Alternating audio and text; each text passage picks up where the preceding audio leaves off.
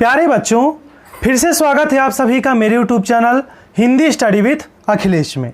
आशा करता हूं कि आप सभी स्वस्थ होंगे।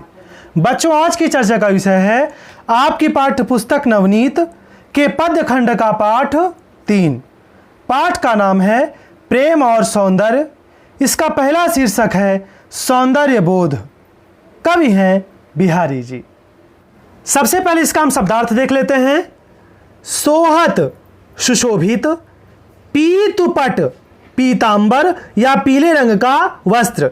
श्याम, श्याम के यहाँ दो अर्थ होंगे, पहला सांवला और दूसरा श्री कृष्ण, अर्थात यहाँ पर श्लेष अलंकार है।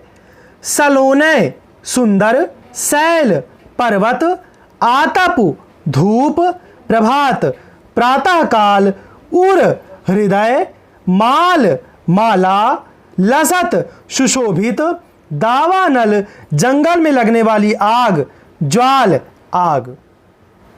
पहला दोहा है सोहत ओढ़े पीतुपट, श्याम सलोने गात, मनो नील मणि शैल पर, आतप परो प्रभात। कवि कहते हैं कि श्री कृष्ण अपने सांवले शरीर पर पीतांबर धारण किए हुए अत्यधिक सुशोभित हो रहे हैं। भगवान श्री कृष्ण अपने सांवले शरीर पर पीतांबर धारण किए हुए अत्यधिक सुशोभित हो रहे हैं। उन्हें देखकर ऐसा प्रतीत होता है मानो नीलमणि सैर पर, आतप परो प्रभात, मानो नीलमणि पर्वत पर प्रातःकालीन धूप पड़ रही हो। पीतांबर धारण किए हुए श्री कृष्ण अत्यधिक सुशोभित हो रहे हैं, जिन्हें देखकर ऐसा प्रतीत होता है मानो नीलमणि पर्वत पर प्रातःकालीन धूप पड़ रही हो। इसका संदर्भ क्या होगा? प्रस्तुत दोहा हमारी पाठ्य पुस्तक नवनीत से प्रेम और सौंदर्य नामक पाठ के सौंदर्य बोध नामक शीर्षक से लिया गया है, जिसके कवि बिहारी जी हैं। बच्चों, प्रत्येक दोहे का यही संदर्भ रहेगा, प्रसंग बदलता जाएगा, जिसे मैं व्याख्या पर चर्चा करते समय आपको बताता जाऊंगा। इसका प्रसंग सुन लेते हैं। प्रसंग क्या होगा? यहां पीतांबर धारण किए हुए श्री कृष्ण के सौंदर्य का चित्रण किया गया है। अगला दोहा देखते हैं।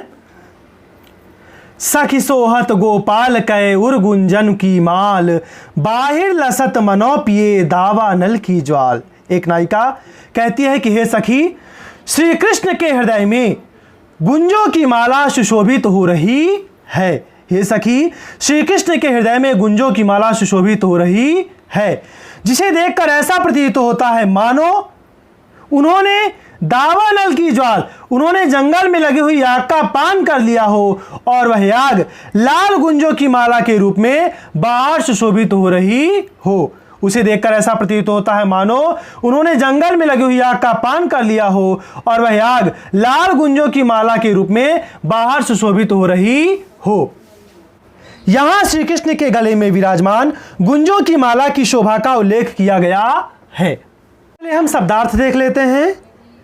सभी शोभा, गर्व, अहंकार, केते कितने ही, चितेरे चित्रकार या कवि, कूर मूर्ख, मकराकृति मछली की आकृति, धस्यो जीत लिया हो, हियगढ़ हृदय रूपी प्रदेश, समरू कामदेव, ड्योढ़ी प्रवेश द्वार, निशान पताका, लीलार माथा, जरित रत्नों से जड़ा, शशि चंद्रमा, झीनय बारीक, झिलमिली चमकती, ओपपार असीम आभा, सुरतरु कल्पवृक्ष, सिंधु समुद्र, सपल्लव पत्तों सहित डार शाखा।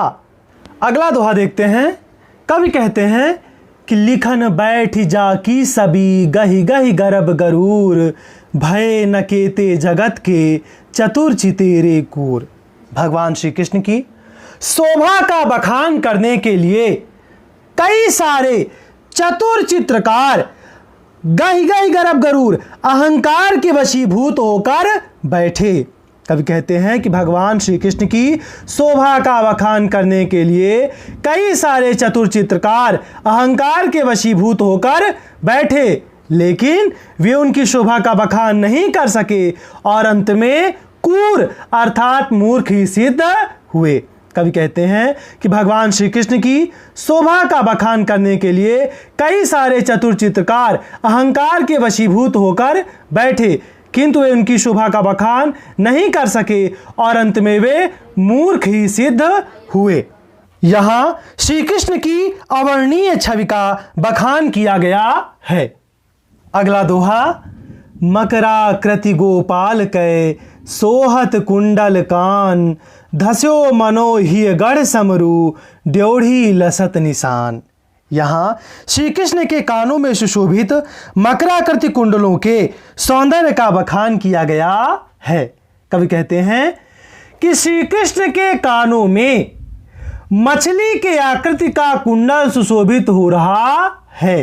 कवि कहते हैं कि श्री कृष्ण के कानों में मछली के आकृति का कुंडल सुशोभित हो रहा है, जिसे देखकर ऐसा प्रतीत होता है धस्यो मनो ही गढ़ समरू ड्योढ़ी लसत निशान, मानो कामदेव ने उनके हृदय रूपी प्रदेश को जीत लिया हो और प्रवेश द्वार पर उसकी विजय पताका फहरा रही हो, जिसे देखकर ऐसा प्रतीत होता है मानो कामदेव ने उनके हृदय प्रदेश को जीत लिया हो और प्रवेश द्वार पर उसकी विजय पताका लहरा रही हो। अगला दोहा देखते हैं, नीको लसत लीलार पर टीको जरित जराय, छवि बढ़ावत रवि मनो शशि मंडल पर आए। यहाँ श्री कृष्ण के माथे पर सुशोभित रत्नों से जड़े टीके का बखान किया गया है।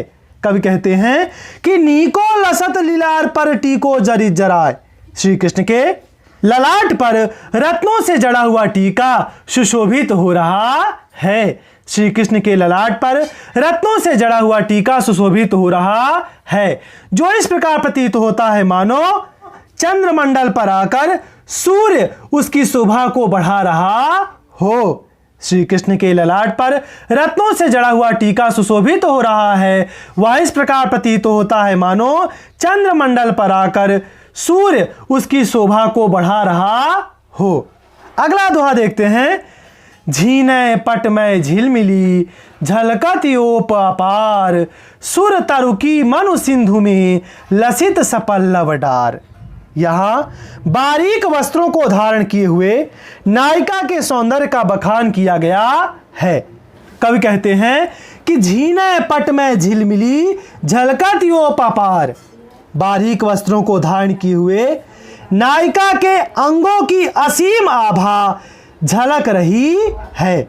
कवि कहते हैं कि बारीक वस्त्रों को धारण किए हुए नायिका के अंगों की असीम आभा झलक रही है, जिसे देखकर ऐसा प्रतीत होता है मानो सुर तरुकी मनु सिंधु में लसित सपल्लव डार, जिसे देखकर ऐसा प्रतीत होता है मानो कल्प वृक्ष की पत्तों सहित शाखा समुद्र में सुशोभित हो रही हो, जिसे देखकर ऐसा प्रतीत होता है मानो कल्प वृक्ष की पत्तों सहित शाखा समुद्र में सुशोभित हो रही हो। आइए बच्चों, अब हम अगले दोहे की व्याख्या सुन लेते हैं। सबसे पहले इसका हम शब्दार्थ सुनेंगे।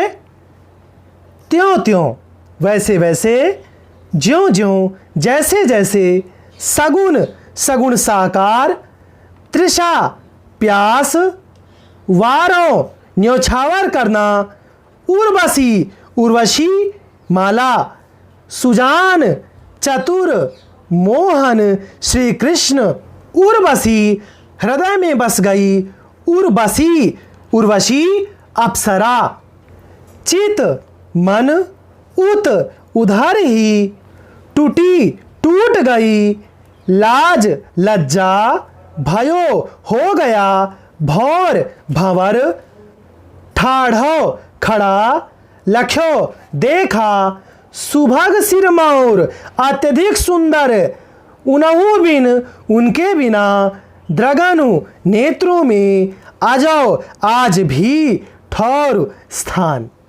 आइए बच्चों, अब हम इसकी व्याख्या सुन लेते हैं। त्यों त्यों प्यासे ही रहत, ज्यों ज्यों पियत अघाय, सगुन सलोने रूप की, जूना चख तृषा बुझाए। यहाँ सगुण भगवान श्री कृष्ण के सौंदर्य की महिमा का वर्णन किया गया है। त्यों त्यों प्यासे ही रहत, ज्यों ज्यों पियत अघाय। सगुण साकार भगवान श्री कृष्ण का हम जैसे जैसे दर्शन प्राप्त करते जाते हैं, त्यों त्यों प्यासे ही रहत, वैसे वैसे उनके दर्शनों की प्यास बढ़ती जाती है। सगुण साकार भगवान श्री कृष्ण के हम जैसे जैसे दर्शन प्राप्त करते जाते हैं, वैसे वैसे उनके दर्शनों की प्यास बढ़ती चली जाती है। इस प्रकार उनके दर्शनों की प्यास कभी भी नहीं बुझती है। सगुण साकार भगवान श्री कृष्ण का हम जैसे जैसे दर्शन प्राप्त करते जाते हैं, वैसे वैसे उनके दर्शनों की प्यास बढ़ती जाती है। इस प्रकार उनके दर्शनों की प्यास कभी भी नहीं बुझती है। अगला दोहा देखते हैं। तो परवारों उर्वशी, सुनि राधिके सुजान, तू मोहन कै उर्वशी, है उर्वशी समान। यहाँ गोपी के द्वारा राधा जी के सौंदर्य का बखान किया गया है।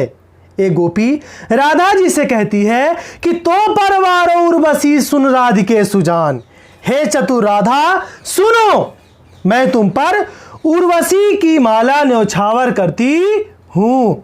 एक गोपी राधा जी से कहती है कि हे चतुर राधा सुनो, मैं तुम पर उर्वशी की माला न्यौछावर करती हूँ। तू मोहन के उर्वशी, तुम श्री कृष्ण के हृदय में निवास करने वाली हो, और है उर्वशी समान, और तुम्हारा रूप उर्वशी अप्सरा के समान है। एक गोपी राधा जी से कहती है कि हे चतुर राधा सुनो, मैं तुम पर उर्वशी की माला न्यौछावर करती हूँ, तुम श्री कृष्ण के हृदय में निवास करने वाली हो, और तुम्हारा रूप उर्वशी अप्सरा के समान है। अगला दोहा देख लेते हैं। फिर चित ही रहतु, टूटी लाज की लाव, अंग अंग छवि झौर में, भयो भौर की नाव। यहाँ श्री कृष्ण के सौंदर्य प्रभाव का आकर्षक चित्रण किया गया है। श्री कृष्ण के रूप सौंदर्य से प्रभावित गोपी कहती है कि फिर चित ही रहतु, टूटी लाज की लाव। मेरा मन बार बार उधर ही अर्थात श्री कृष्ण में ही लगा रहता है। मेरा मन बार बार श्री कृष्ण में ही लगा रहता है। इस प्रकार टूटी लाज की लाव, इस प्रकार मेरी लज्जा का बंधन टूट गया है। इस प्रकार मेरी लज्जा का बंधन टूट गया है। अंग अंग छवि झौर में, भयो भौर की नाव, और मेरा अंग प्रत्यंग भंवर में फंसी हुई नाव बन गया है। और मेरा अंग प्रत्यंग भंवर में फंसी हुई नाव बन गया है। श्री कृष्ण के रूप सौंदर्य से प्रभावित गोपी कहती है कि मेरा मन बार बार श्री कृष्ण की ओर ही लगा रहता है। इस प्रकार मेरी लज्जा का बंधन टूट गया है, और मेरा अंग प्रत्यंग भंवर में फंसी हुई नाव बन गया है। अगला दोहा देख लेते हैं। जहाँ जहाँ ठाढ़ो लख्यो, श्याम सुभग सिर मऊर, उनहु बिन छिन गहि रहतु, द्रगा जहूँ वह ठौर। यहाँ अत्यधिक सुंदर श्री कृष्ण के दर्शन के स्थानों की स्मृति का वर्णन किया गया है। एक नायिका कहती है कि जहाँ जहाँ ठाढ़ो लख्यो, श्याम सुभग सिर मऊर। मैंने अत्यधिक सुंदर श्री कृष्ण को जहां जहां खड़े हुए देखा था। मैंने अत्यधिक सुंदर श्री कृष्ण को जहां जहां खड़े हुए देखा था। उन्हों बिन छिन गहि रहतु, उनके बिना वे स्थान हर क्षण दृगनु आ जाओ वह ठौर, उनके बिना वे स्थान हर क्षण मेरे नेत्रों में विद्यमान रहते हैं। एक नायिका कहती है कि अत्यधिक सुंदर श्री कृष्ण को मैंने जहां जहां खड़े हुए देखा था, उनके बिना वे स्थान आज भी हर क्षण मेरे नेत्रों में विद्यमान रहते हैं। उनके बिना वे स्थान आज भी हर क्षण मेरे नेत्रों में विद्यमान रहते हैं। आइए बच्चों, अब हम इन सभी दोहों का विशेष देख लेते हैं। पहला विशेष होगा ब्रज भाषा का प्रयोग, दूसरा श्रृंगार रस, तीसरा अनुप्रास अलंकार। इसके साथ साथ जिन दोहों में उत्प्रेक्षा अलंकार के वाचक शब्द मनु मानो आए हैं वहां पर उत्प्रेक्षा अलंकार का भी प्रयोग किया गया है। बच्चों, ये सभी पद दोहा छंद में लिखे गए हैं, अतः दोहा छंद का प्रयोग किया गया है। बहुत बहुत धन्यवाद आप सभी का। आशा करता हूं कि आप सभी को मेरा आज का वीडियो पसंद आया होगा। अगर आपको वीडियो पसंद है तो मेरे इस वीडियो को लाइक करिए, मेरे चैनल को सब्सक्राइब करिए, अपने मित्रों को भी इस चैनल से जुड़ने के लिए प्रेरित करिए। मिलते हैं हम अगले वीडियो में, तब तक के लिए आप सभी को राम राम।